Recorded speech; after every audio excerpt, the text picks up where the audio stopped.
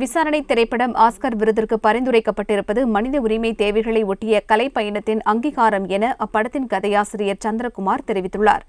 சிறைச்சாலைகளில் காவல்துறையினரால் நடத்தப்படும் மனித உரிமை மீறல்கள் மற்றும் சிறைச்சாலைகள் மரணங்கள் தொடர்பான விசாரணை திரைப்படம் ஆஸ்கர் விருதுக்கு பரிந்துரைக்கப்பட்டுள்ளது.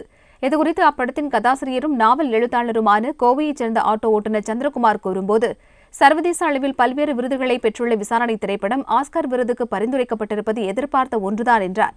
உலகம் முழுவதும் உள்ள பிரச்சினையாக மனித உரிமை மீறல்கள் இருப்பதாகவும் சிறைச்சாலை மரணங்கள் நடந்து கொண்டிருக்கும் சூழலில் இப்படத்தை தேர்வு செய்திருப்பது மனித உரிமை தேவைகளை ஒட்டிய கலை பயணத்திற்கான அங்கீகாரம் எனவும் அவர் குறிப்பிட்டார். ஆகச்சிறந்த கலைப்படைப்பான விசாரணை அது மனித உரிமை போராட்டத்தில் முதன்மை பங்கு வகிக்கிறது.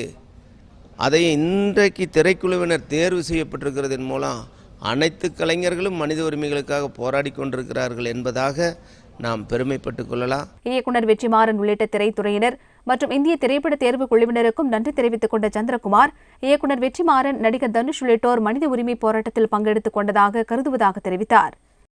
வெனிஸ் விருது பெற்றபோது நான் பெருமிதப்பட்டேன். லாக்அப் நாவல் சர்வதேசிய விருதுக்காக அது தகுதியுள்ளதாக இருந்தது என்பதாக பெருமிதம் இருந்தது எனக்கு.